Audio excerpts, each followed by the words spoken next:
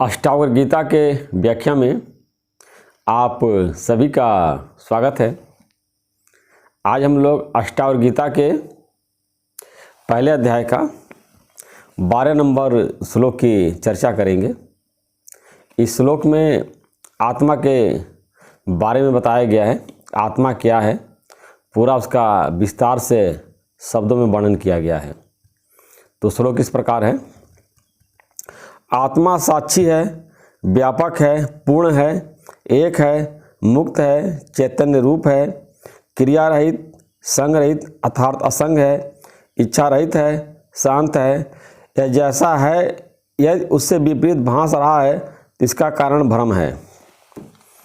तो इसमें बताया है कि आत्मा जो है ऐसा है, इसके बारे में पूरा विस्तार से वर्णन किया गया है।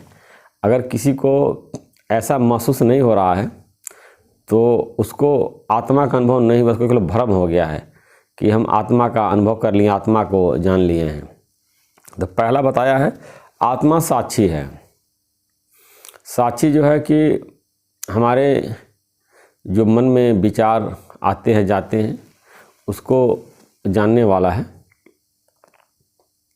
बचपन को भी जानने वाली आत्मा है। ये बचपन में ऐसा था, जवानी में ऐसा था, या बुढ़ापे में ऐसा हो जाएगा, यानी कि सबको जानने वाला आत्मा है। और इसको बताया कि जो आत्मा है पूरे संसार में व्यापक है, विभु है। ऐसा नहीं कि आत्मा एक जगह है दूसरे जगह नहीं है। आत्मा इंडिया में लंदन में नहीं है और लंदन में तो अमेरिका में नहीं, व्यापक है। यानी कि पाताल में तो आसमान में नहीं है और आसमान में धरती पे नहीं है।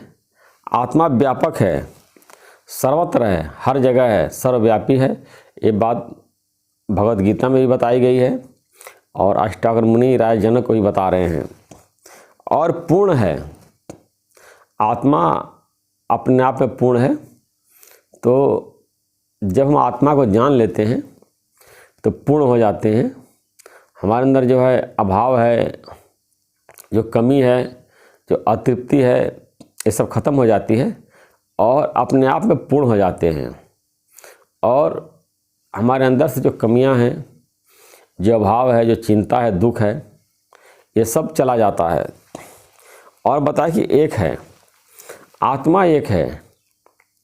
यानी कि जैसे आकाश का बताया है कि आकाश जैसे घड़े में आकाश है, या कमरे के अंदर आकाश है, या कमरे के बाहर आकाश है, या शरीर के अंदर आकाश है, या शरीर के बाहर आकाश है। सब आकाश एक ही है। लेकिन घड़े के अंदर जब वो आकाश आ जाती है तो उसको घटाकाश बोलते हैं। एक कमरे के अंदर जो आकाश होती है इसको मठाकाश बोलते हैं। और शरीर के अंदर जो आकाश है उसको देहाकाश कह सकते हैं। अब बाहर तो आकाश सर्वत्र ही है। तो पूरे ब्रह्मांड में जैसे आकाश सर्वत्र व्याप्त है, ऐसे आत्मा ही सर्वत्र व्याप्त है और एक है। आत्मा दो नहीं है। अष्टावक्र मुनि राय जनक को बता रहे कि आत्मा एक है। कई लोग बताते कई आत्माएं हैं, छोटी आत्माएं, बड़ी आत्माएं, पुण्य आत्माएं, पापी आत्माएं, ऐसा बताते हैं। लेकिन अष्टावक्र मुनि बता रहे कि आत्मा एक ही है। यानी कि अष्टावक्र गीता अद्वैत मत का प्रतिपादन करती है और ये बताती कि सब कुछ एक ही है। सब एक ही परमात्मा है, एक ही परमात्मा से उत्पन्न हुआ है और एक ही परमात्मा में स्थित है। अंत में उसी परमात्मा में लीन हो जाएगा। तो सब एक ब्रह्म ही है। ब्रह्म सत्य, जगत मिथ्या। एक ही ब्रह्म सत्य है। जगत जो हमको दिखाई देता है ये मिथ्या है। मिथ्या मतलब प्रतीति मात्र जो दिखाई दे रहा है, वास्तव में इसकी कोई वास्तविक स्थिति नहीं है। ये परिवर्तनशील अभी है, अभी नहीं है। केवल आत्मा की जो है वास्तविक स्थिति है। बताएगा मुक्त है। अब आत्मा हमेशा मुक्त है। ये आत्मा कभी बंधन में नहीं आया है। बंधन मन में बंधन आता, मुक्ति जो है मन ही फील करता है कि मैं बंध गया हूँ, मैं मुक्त हो गया हूँ। ये भी एक प्रकार का अहंकार है, मैं बंधन में था, मैं मुक्त हो गया हूँ। आत्मा में बंधन और मुक्ति दोनों नहीं है, इन दोनों से आत्मा परे है, साक्षी है। बंधन और मुक्ति मन का धर्म है, मन ही बंधन में आता, मन ही मुक्त होता है। अब बताए चैतन्य रूप है, आत्मा चैतन्य चेतन है, शरीर जड़ है, आत्मा चेतन है। और संसार में जितनी आपको चेतनता दिखाई देती है सब उस आत्मा के कारण ही है। आत्मा की शक्ति के कारण ही पूरा संसार में चेष्टा हो रही है और सारा संसार गतिशील है।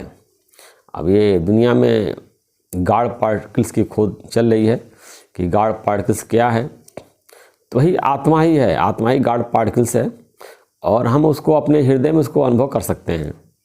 संत महात्मा ज्ञानी लोग जो है उसको अपने भीतर अनुभव किया है, लेकिन अभी साइंस वहाँ तक नहीं पहुँच पाया है।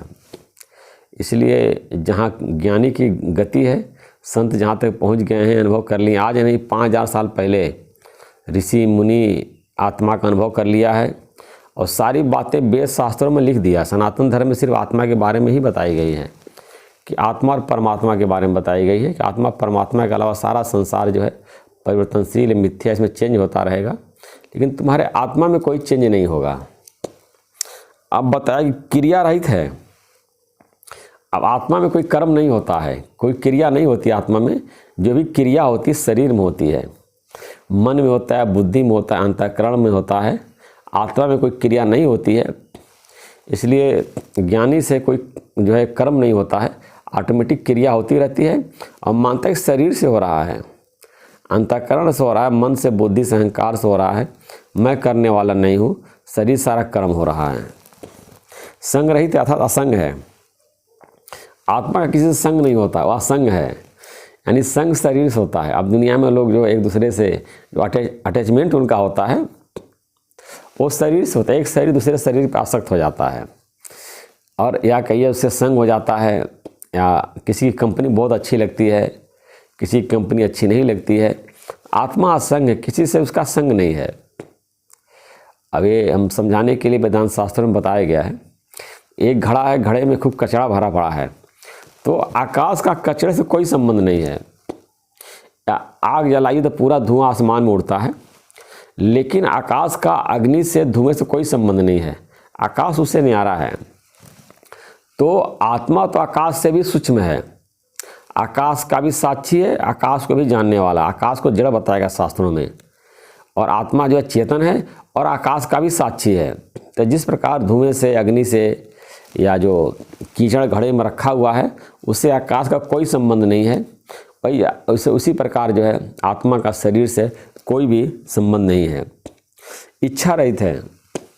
जो भी इच्छा होती है मन में होती है, शरीर की इच्छा होती है, बुद्धि की इच्छा होती है, आत्मा इच्छा रहित है। जब तक आपके अंदर वो जीव भाव है, देह भाव है, मन में कोई इच्छा है, तो समझिए आप मुक्त नहीं हैं। जैसे ही इच्छा रहित कैसे होगा, जब अपने आत्मा को जान लेंगे। बहुत लोग सोचते हैं कि इच्छा कैसे ख़त्म करें। इच्छा ज़बरदस्ती नहीं ख़त्म हो सकती है, सिर्फ आत्मा को जानने से इच्छा ख़त्म हो सकती है, क्योंकि आत्मा ही इच्छा रहित है। जब तक आप अपने को बॉडी मान रहे हैं, देह में आसक्त हैं, देह बुद्धि है, आपके अंदर इच्छा रहेगी, वो की इच्छा नहीं ख़त्म हो सकती है, क्योंकि मन में अनेक इच्छाएं रहती हैं। एक पूरी हुई दूसरी उत्पन्न हो गई, दूसरी हुई तीसरी उत्पन्न हो गई। या ऐसे बताया गया कि जैसे आग में घी डालते बढ़ती चली जाती है, ऐसे हमारी इच्छाएं जैसे पूरी होती है वैसे बढ़ती चली जाती है, कभी समाप्त नहीं होती है। उसका एक ही कारण आत्मज्ञान, क्योंकि आत्मा ही निरीक्षा है। जब अपने आत्मा को जानते हैं, सारा संसार मिथ्या हो जाता है और हमारी सारी इच्छाएं समाप्त हो जाती हैं। शांत है। इतने सारे आत्मा का गुण बताया अष्टांग मुनि ने। शांत है कि जैसे बहुत से लोग जानना चाहते हैं आत्मा क्या है, आत्मा का स्वरूप क्या है, तो उसको ये लोग समझ सकते हैं कि आत्मा शांत है, इसमें कोई हलचल नहीं है। आप देखिए जैसे समुद्र में है, ऊपर कितनी लहरें आती हैं, कितनी बाढ़ आती है, और कई बार जो है तरह तरह के चक्रवाती तूफान आ जाते हैं, तो सब समुद्र के ऊपर है, भीतर समुद्र की गहरी शांति है। तो हमारे अंदर जो भी हलचल होता है मन में होता है, बुद्धि में होता है। जो भी तेज संकल्प विकल्प चल रहा है मन बुद्धि में चल रहा है। अब मन बुद्धि को मैं मान करके मन के रूप हो गए, बुद्धि के रूप हो गए हैं, शरीर के रूप हो गए हैं और अपने शांत स्वरूप को भूल गए हैं। तो जब हमारा चित्त जो है या हमारा मन जो है अपने आत्मा को जानता है, आत्मा में स्थिर होता है, तो शांत हो जाता है। बताया कि यह जैसा है, जैसा बताया था आत्मा के सब लक्षण हैं। और अगर आपको अनुभव नहीं हो रहा है, ऐसा नहीं भास रहा है, तो समझिए आपको भ्रम हो गया है, आत्मज्ञान नहीं हुआ है। बहुत से लोग सोचते हैं कि अपने शरीर को ही आत्मा मान लेते हैं, मन को आत्मा मान लेते हैं, या कहते हैं कि देखने वाला आत्मा है, सुनने वाला आत्मा है, बोलने वाला आत्मा है, जो देख रहा है, जो सुन रहा है, जो बोल रहा है, यही आत्मा है। इस तरह के जो है, जो मन है, जो बुद्धि है, जो जीव भाव है, इसी को आत्मा मान लेते हैं और अपने को मान लेते हैं कि हमने आत्म साक्षात्कार कर लिया। ऐसा नहीं है, ये सारे गुण आने चाहिए। अगर कोई बोल रहा है कि मैं मुक्त हो गया हूँ, मैं ज्ञानी हूँ, मैं आत्मा हूँ, अब मुझे आत्म साक्षात्कार हो गया है, तो ये सब गुण भी उसके अंदर आने चाहिए। और ये सब गुण अगर उसके अंदर नहीं आया है तो समझिए उसको आत्मा का ज्ञान नहीं हुआ, केवल भ्रम हुआ। उसको जो है झूठ मूठ करके उसको जो है कि लग गया कि मैं आत्मज्ञान प्राप्त हो गया है, अब मैं ज्ञानी हो गया हूँ। तो अगर किसी को भी ये जानना है कि उसको ज्ञान हुआ है नहीं हुआ है, तो अपने अंदर ये देख सकता है, ये सारी जो आत्मा के जो गुण हैं हमारे अंदर आया कि नहीं आया, मेरे मन से सारी इच्छाएं खत्म हुई कि नहीं हुई, मेरा मन शांत हुआ कि नहीं हुआ, कि मेरा मन इधर उधर भटक रहा है। तो ये बहुत ही अच्छा श्लोक है और इससे जो है हम जज कर सकते हैं कि हमको कितना आत्मा का साक्षात्कार हुआ, कितना नहीं हुआ है, और कितना हमारे अंदर अभी अहंकार है, कितना देह भाव है, अभी कितना हमारी मैं बुद्धि है, अहम बुद्धि हमारी गली कि नहीं गली। तो इसमें परेशान होने की ज़रूरत नहीं है। आत्मा का साक्षात्कार एक दिन में नहीं होता है।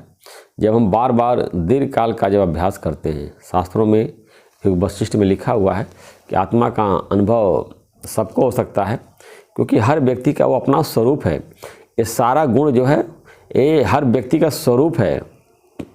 इन सारे गुणों का हर व्यक्ति जो है वो है, उसके अंदर उसका वास्तविक स्वरूप है। लेकिन माया से संबंध मान करके, शरीर संबंध मान करके, प्रकृति संबंध मान करके वो अपने को भूल गया है और संसार में भाग रहा, दुखी सुखी हो रहा है।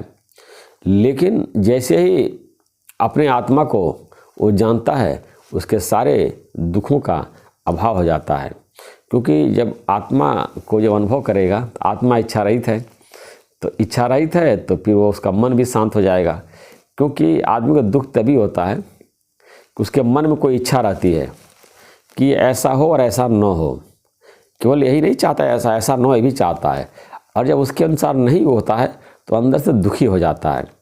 तो दुखों के कारण जो है इच्छा है। भगवान बुद्ध ने बताया है, इच्छा मात्रम अविद्या। अगर मेरे अंदर इच्छा की जरा सी मात्रा भी है तो समझिए अभी हमारे अंदर अज्ञान है और हमको अभी मुक्ति नहीं मिली है। स्वामी विवेकानंद का भी आता है, जब तक हमारे अंदर वासनाएं हैं, इच्छा है, तब तक अपूर्णता स्वतः प्रमाणित है। इसको प्रमाण देने की ज़रूरत नहीं है कि आप अपूर्ण हैं। तो पूर्ण तभी हो सकते हैं जब हमारे मन से सारी इच्छाएं निकल जाएं और अपने आत्मा को जान लें। तो इसको दीर्घकाल का अभ्यास बताया गया है। इनने की कोई भी सफलता का कोई शॉर्टकट नहीं होता है कि कोई भी शॉर्टकट रूट से आप सफलता प्राप्त कर लें। इसी प्रकार जो है आत्मा के लिए भी जानने के लिए कोई शॉर्टकट रूट नहीं है। सब एक ही रास्ते से गए हैं। सबको सदाचार का पालन करना पड़ेगा, अपने मन इंद्रियों को कंट्रोल करना पड़ेगा, और भी दीर्घ काल तक। और श्रवण मनन निध्यासन, ज्ञान की बातों को सुने, उसको पढ़ें, समझें, उसको रोज़ विचार करें। रोज़ जब जीवन में लगाते हैं तो हमारी चित्त जड़ ग्रंथि जो पड़ी हुई है, इसका जब नाश हो जाता है, धीरे धीरे चित्त जड़ ग्रंथि धीरे धीरे गलती है, धीरे धीरे नष्ट होती है, तो हमारा आत्मा प्रकाशित हो जाता है और हम वही आत्म अपने स्वरूप को प्राप्त कर लेते हैं।